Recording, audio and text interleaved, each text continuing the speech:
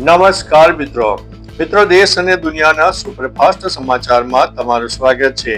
સમાચાર મોટા આવી રહ્યા છે કુવૈતથી। કુવૈત હૈદરાબાદ ફ્લાઇટમાં માનવ બોમ્બની ધમકીથી ફફડાટ।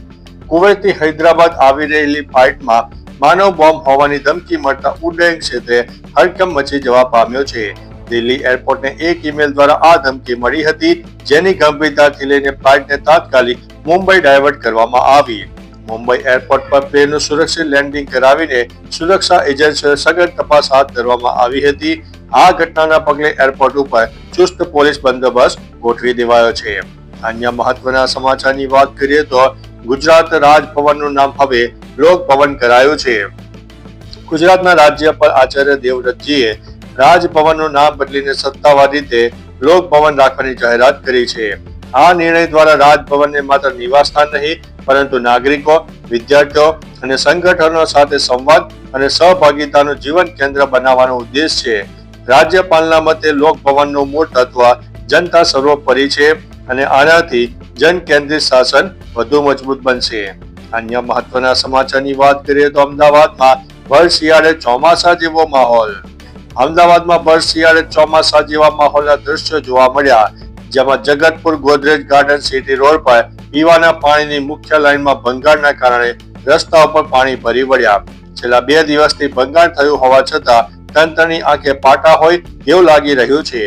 મોટા પ્રમાણમાં પાણી ભરાતા વાહન ચાલકોને ભારે હાલાકી ભોગવવી પડે છે। અન્ય મહત્વના સમાચારની વાત કરીએ તો તમારું એક ડગલું સરકારના 10 ડગલા। ડેપ્યુટી સીએમ હર્ષ સંઘવીના હસ્તે રાજ્યના ઐતિહાસિક વારસાનું જતન કરતા 80 લોકોને અતુલ્ય વારસો આઈડેન્ટિટી એવોર્ડ એનાયત કરાયો છે। આ પ્રસંગે તેમણે કહ્યું છે કે જો જનતા બદલાવ માટે એક ડગલું ભરશે તો સરકાર 10 ડગલા ભરવા તૈયાર છે। તેમણે ઐતિહાસિક સ્થળોની સ્વચ્છતા જાળવવા અને વિદ્યાર્થીઓને વિક્રમ સંવત કેલેન્ડર તથા ઇતિહાસનું જ્ઞાન આપવા પર ખાસ ભાર મૂક્યો છે।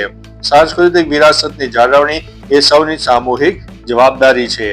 અન્ય મહત્વના સમાચારની વાત કરીએ તો અમદાવાદ હવે ડેન્જર સ્થિતિ ઉપર જોવા મળ્યું છે। અમદાવાદનો એર ક્વોલિટી ઇન્ડેક્સ એક સપ્તાહથી જોખમી સ્તરે જોવા મળ્યો છે। મોટા ભાગના વિસ્તારોમાં 200 ને પાર થઈ ગયો છે, જે નબળી શ્રેણી દર્શાવે છે। ગ્યાસપુરમાં 278, ઉસ્માનપુરામાં 220, થલતેજમાં 213, ગોતામાં 204, સોલામાં 201, સાઉથ બોપલમાં 211, બોડકદેવમાં 200, એરપોર્ટ વિસ્તારમાં 215, સેટેલાઇટ વિસ્તારમાં 211, ચાંદખેડામાં 204 એર ક્વોલિટી ઇન્ડેક્સ છે। આ ગંભીર પ્રદૂષણને કારણે અસ્થમાના દર્દીઓ, બાળકો અને વૃદ્ધો સહિત નાગરિકોને શ્વાસ લેવામાં મુશ્કેલી પડી રહી છે। અન્ય મહત્વના સમાચારની વાત કરીએ તો ઇમરાન ખાનની બહેનના ઇન્ટરવ્યુથી પાકિસ્તાન સરકાર નારાજ। પાકિસ્તાનના સૂચના મંત્રી અતાઉલ્લા તરારે ઇમરાન ખાનની બહેન નવરીન ખાન નિયાઝી દ્વારા ભારતીય મીડિયાને આપેલા ઇન્ટરવ્યુ પર નારાજગી વ્યક્ત કરી છે। તરારે કહ્યું છે કે નવરીને પાકિસ્તાનની છબી ખરાબ કરી છે અને દેશની બુરાઈ કરનારાઓને શરમ આવવી જોઈએ। તેમણે પ્રશ્ન કર્યો છે કે નવરીને ભારતીય ચેનલ પર જઈને પાકિસ્તાની સેના પ્રમુખને તાનાશાહ કહ્યા છે, પરંતુ મોદી સરકારની ટીકા કેમ ન કરી। અન્ય મહત્વના સમાચારની વાત કરીએ તો સંસદની અંદર અને બહાર વિપક્ષનો હોબાળો। સંસદના શિયાળુ સત્રના બીજા દિવસે પણ વિપક્ષે ગૃહમાં હોબાળો ચાલુ રાખ્યો। વિપક્ષી સાંસદોએ એસઆઈઆર મુદ્દા પર ચર્ચાની માંગણી કરતા સૂત્રોચ્ચાર કર્યા।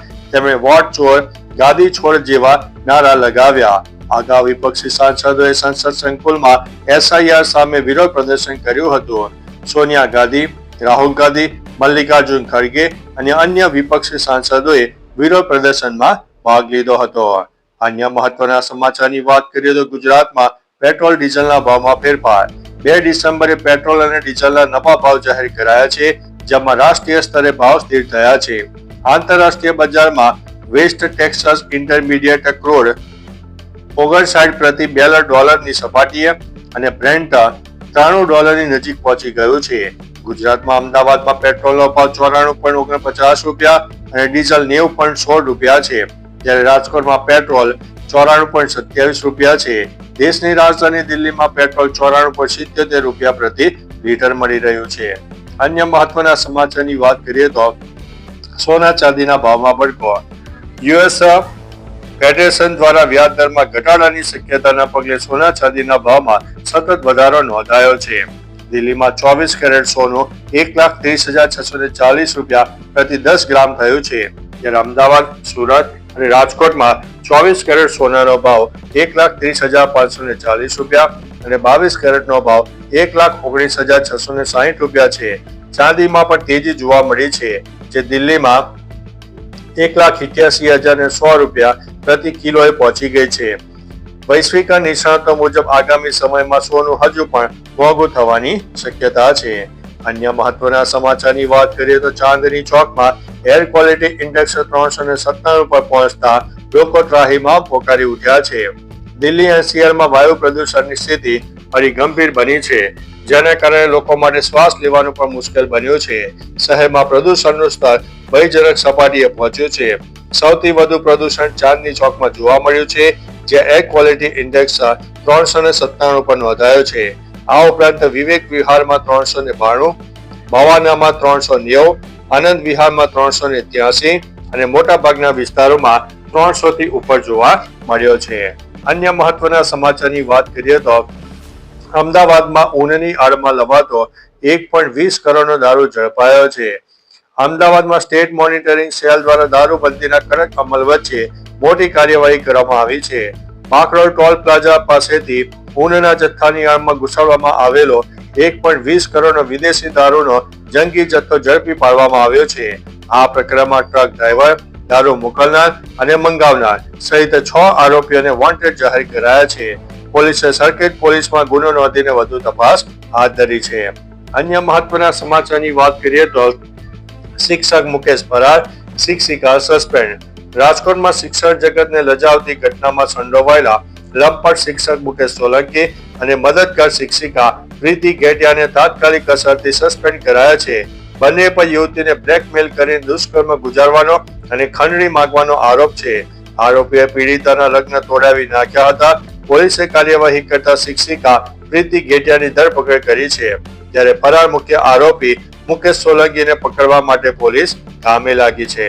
અન્ય મહત્વના સમાચારની વાત કરીએ તો જિગ્નેશ મેવાણીનો હર્ષ સંઘવીને ખુલ્લો પડકાર. ધારાસભ્ય જિગ્નેશ મેવાણીએ ગુજરાતના ગૃહમંત્રી હર્ષ સંઘવીને દારૂ માટે ખુલ્લો પડકાર ફેંક્યો છે. ગુજરાત પોલીસ ભવનમાં પ્રાંગણમાં ડિબેટ માટે આમંત્રણ આપ્યું છે. મેવાણીએ કહ્યું છે કે ગુજરાતને ડ્રાય સ્ટેટ કહીને ઢોંગ બંધ કરો. રાજ્યમાં નશાની નદીઓ વહી રહી છે, દારૂના કારોબારમાંથી કમાય છે, તેને ગુજરાતનો ગદ્દાર કહેવાય. કેમેરા સામે ઓપન ડિબેટ કરવાની અને ખુરશી છોડીને ન ભાગવા માટે કહ્યું છે. અન્ય મહત્વના સમાચારની વાત કરીએ તો 47 દિવસથી ઇમરાન ખાન સાથે કોઈ સંપર્ક નથી. પાકિસ્તાનની આદિયાલા જેલમાં બંધ પૂર્વ વડાપ્રધાન ઇમરાન ખાનના સ્વાસ્થ્ય અને સ્થિતિ વિશે છેલ્લા 47 દિવસથી કોઈ માહિતી ન મળતા તેમના પુત્રો કાસિમ અને સુલેમાન ચિંતિત છે. કાસિમે કહ્યું છે કે તેમના પિતાને ડેથ સેલમાં રાખવામાં આવ્યા છે અને પરિવારને મળવા કે ફોન કરવા ઉપર વાતચીત કરવાની મંજૂરી અપાતી નથી, જે એક સંપૂર્ણ બ્લેકઆઉટ સમાન છે. પુત્રોનો ડર છે કે સરકાર ઇમરાન ખાનની ગંભીર હાલત છુપાવી રહી છે. તો ચાલો મિત્રો, ફરીથી દેશ અને દુનિયાના સુપરફાસ્ટ સમાચાર લઈને મળતા રહીશું. ત્યાં સુધી અમને રજા આપશો. નમસ્તે.